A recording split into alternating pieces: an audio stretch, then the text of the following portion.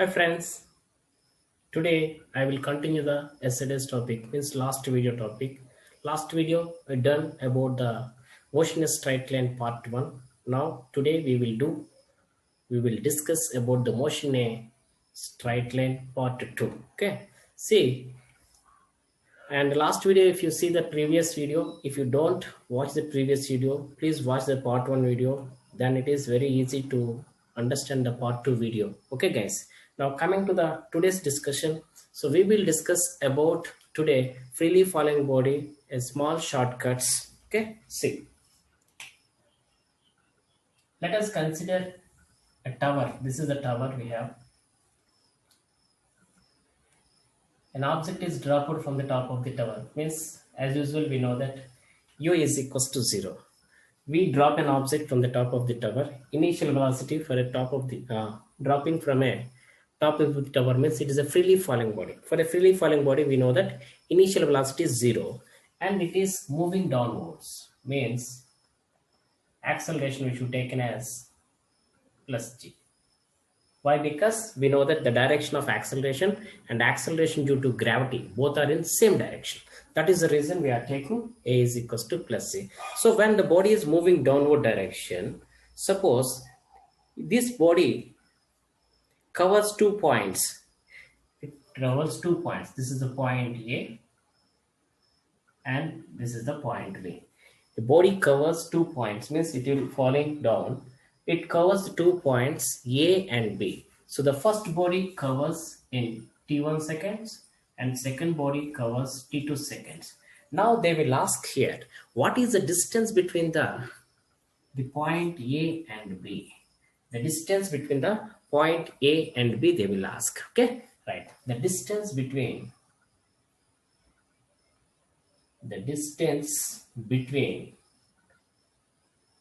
point A and B. The distance between point A and B we have to calculate. See here, from here to here, if you take it is h1. From here to here, if you take it as h2. So we want this, means we have to find out h2 minus h1. Why? Because this is more, this is less. So distance between the 2 points, if you take delta h, that is equals to h2 minus h1. For a freely falling body, height formula we know that half g common t2 square minus t1 square. So the distance between the 2 points, if they ask, half g into t2 square minus t1 square. This is the shortcut formula. Distance between 2 points. Okay guys, now the same problem they may ask, if a freely falling body falling down, AB are the 2 points h1 and h2. Okay, now they ask, what is the time taken to travel point A to B, they will ask. Okay,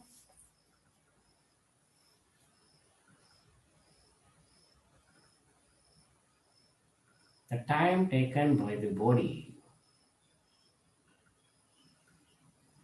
to travel A to B, they ask. A to B they ask. So what we have to do means, see, A to B they ask. A to B means we know that for a freely falling body, time formula root 2h by g. Okay, so from here to here it is t2, this is t1. So we have to take the difference of the time. This is equals to t2 minus t1. So t2 minus t1, that is equals to root 2h2 by g minus root 2h1 by g. This is the formula we can use as shortcut. Okay, yes, please write down. See, this is initial velocity 0. It is a freely falling body. They ask the distance between A and B. If they ask distance between the A and B, we should take, this is the formula, half g into t2 minus t1 whole square. And the time they ask the travel between A to B, then this is the formula we should use. Okay guys. Okay guys, so this is the way we can calculate to find out the distance and find out the time interval between these two. Okay guys, next, Next one.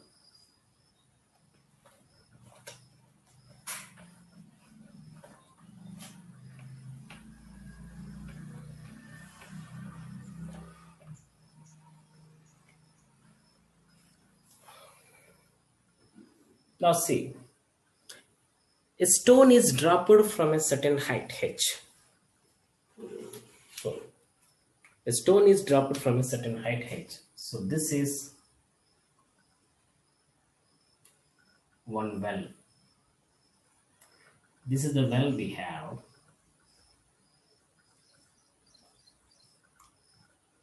This is well of depth d or h we can write. Depth h if you take from here to here, the depth is h. Okay. If the stone is dropped from the certain height, so we are dropping a stone. So what happened? It will come down and hit the surface. This is stone. Okay. So now they ask the sound of the splash nearby. The sound of splash hereby. What will that means? Here we have to take two times. First, how much time it will travel from here to here. Okay, first time taken by the stone to hit the surface of water or surface, the bottom depth, bottom surface. So that we can write T is equals to root 2 h by g. This is the first one. Now what happened after hitting? It will go up. So go out means, suppose here the human ear is there. So if you take the distance, second one we should calculate. Whenever it hit the water, the sound will produce. So sound will travel means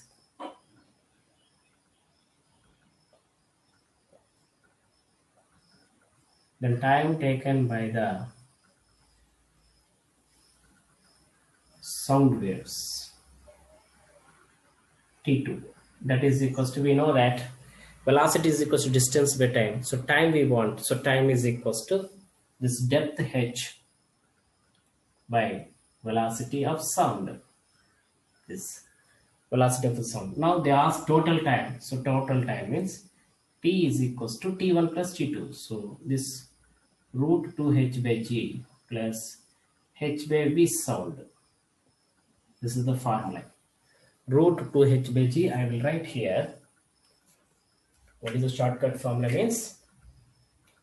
So this is total time formula. Total time is equals to root 2 h by g plus depth of this water container h by velocity of sound. This is the formula. To find out, we can use, this is the formula.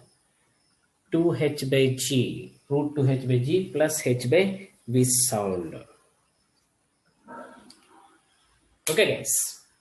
Now, so this is another model. A stone is dropped into the water or a well of depth h. Okay, let's write down.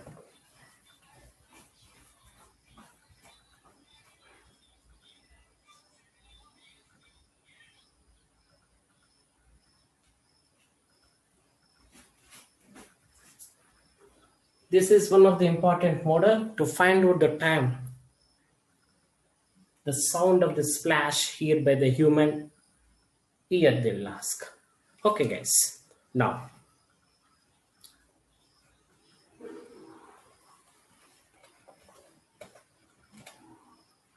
I'll see one more model they will ask here. Another model. Not a freely falling body, normal acceleration problem. Suppose we have a body. A body is moving with uniform acceleration.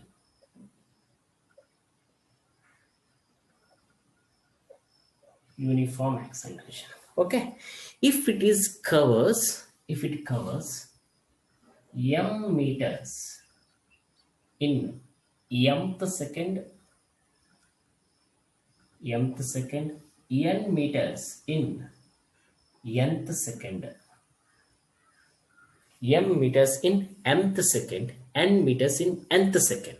Now they will ask, find the acceleration of the body. Find the acceleration of the body. To find out the acceleration, this is the shortcut formula. A is equals to Sm minus Sn by m minus n. This is the shortcut.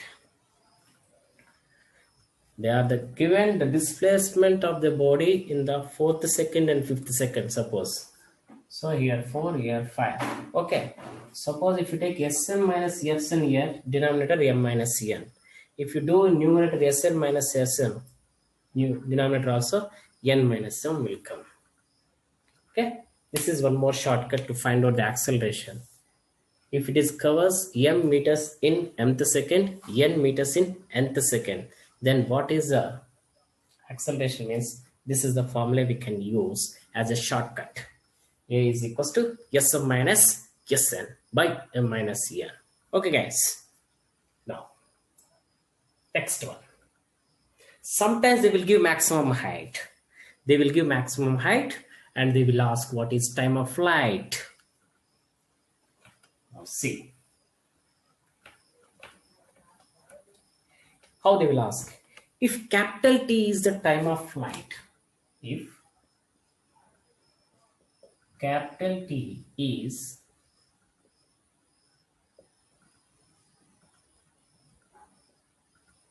time of flight, then find H maximum. If capital T is the time of flight, then what is the time of flight they will ask. Okay. See, time of flight formula we know that T is equals to 2u by g. T is equals to 2u by g. So from this we can calculate u equals to gt by 2. U value is gt by 2. Now they ask maximum height. H maximum is equals to, we can use this as a shortcut formula.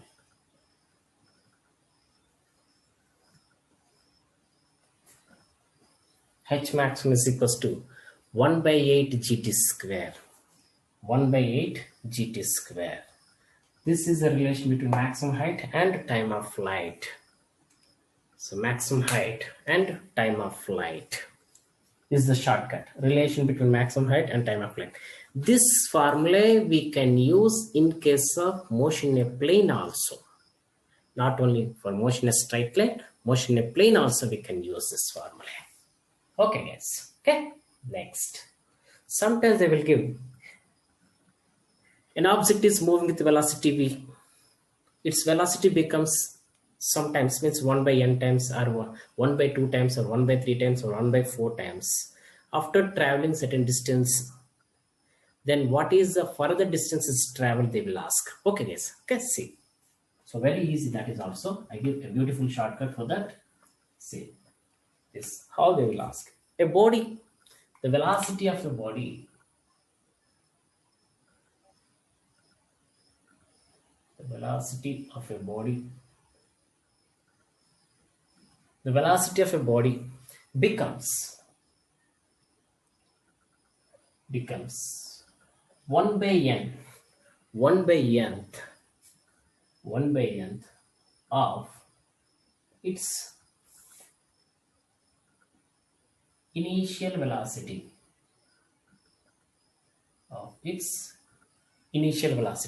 Means the velocity becomes 1 by n times of initial velocity after a displacement of displacement of, say they may give x or y, displacement of x, then it will come to rest. It will come to rest after traveling a distance. They ask, after traveling a distance, they ask, means how much distance is traveled before it come to the rest. Simple solution for this: distance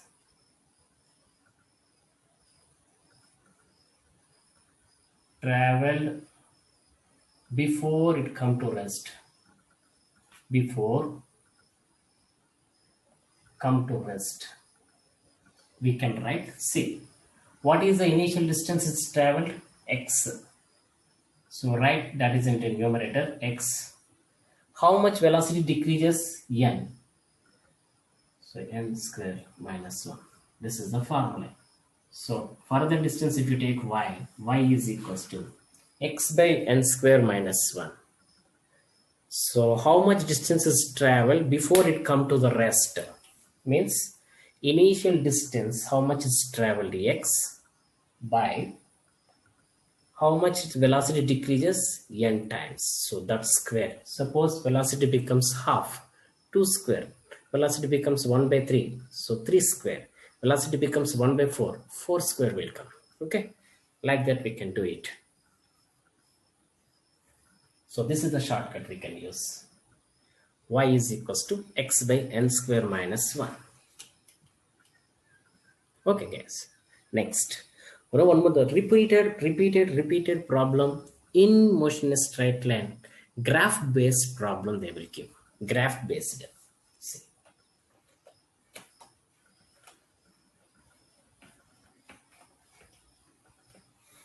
Graph based means the body is starting from rest. Body, what happened? Body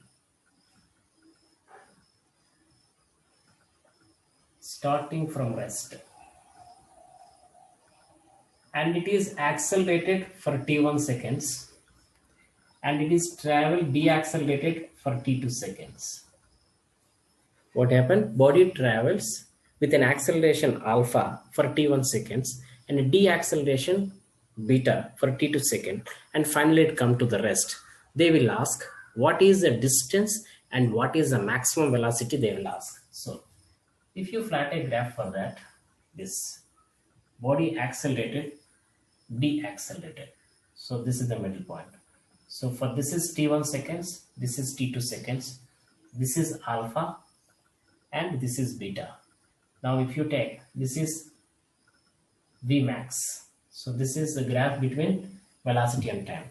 Now if they ask, what is the maximum velocity, if they ask. So maximum velocity, shortcut formula, Vmax is equals to product of these two, alpha and beta.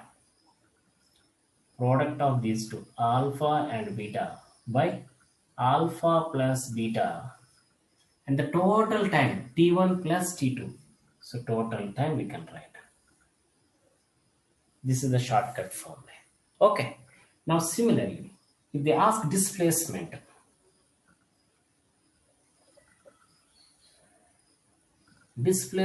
yes, we know that area under the graph, area under VT graph. So means this area, this is the triangle, half base into height. Base is time. Here base is nothing but time. Height is nothing but Vmax. So displacement we can write half into base is time. Velocity is this much. So this is the shortcut formula, alpha beta by alpha plus beta into t square. This is the shortcut formula. Okay guys, so these are the different models they used to ask in different examination based on this motion in a straight line concept. Okay guys, so we will discuss more models in the further topics in the next videos. Thank you very much. Have a nice day. Bye.